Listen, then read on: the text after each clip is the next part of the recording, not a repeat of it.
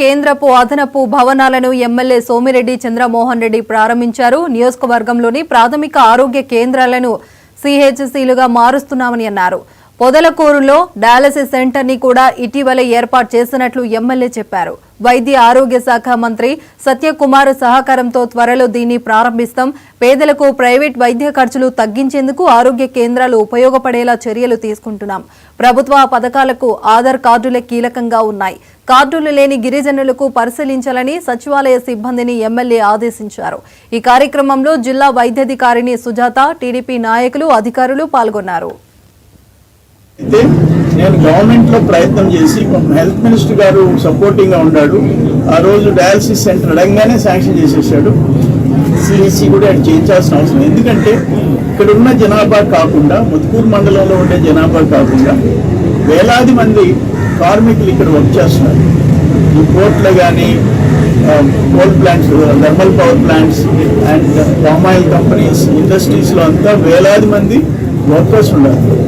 అందుకోసం దీన్ని అప్గ్రేడ్ చేయించే ప్రయత్నం కూడా చేస్తాను అని చెప్పేసి సిఎస్సి శాంక్షన్ కోసం నేను ప్రయత్నం చేస్తాను. ఇంకోటి ఏంటంటే, ఇప్పుడు కూడా నెక్స్ట్ ఇమీడియట్గా ఫిషరీస్ కాలేజ్లో మీటింగ్ పెట్టాం. ఈ మండలం సంబంధించిన ఏవైతే సచివాలయాలు ఉంటారో ఆ సిబ్బందిని అందరినీ పిలిచాం. కారణం, మీరు ఆ గిరిజనులు, ఎస్సీలు, పేదోళ్ళ ఆధార్ కార్డు లేకుండా ఉంటే మీరు చూస్తూ ఉంటారు, మీరు జీతాలు తీసుకుంటారు. కానీ 11 మంది ఒక్కొక్క సచివాలయంలో ఉంటారు. 16, ఫర్ ఎగ్జాంపుల్ ముత్కూరు మండలం 16 సచివాలయాలు, 176 మంది సిబ్బంది ఉన్నారు. మీరు నిద్రలేసి ఏం చేస్తున్నారు?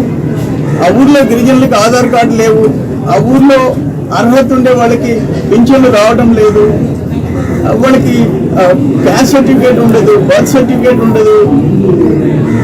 ఎందుకంటే నిరక్షరాస్యులు, వాళ్ళు పేదరికంలో మగ్గిపోతున్నారు. అమాయకుడు కూడా 3 లక్షలు ఇస్తుంటే నేనే ఫైట్ చేసి ఎకరాకి 7,70,000 ఇప్పించా. అది 2,600 ఎకరాలు. ఎన్ని సంవత్సరాలు అయిపోయింది? దాదాపు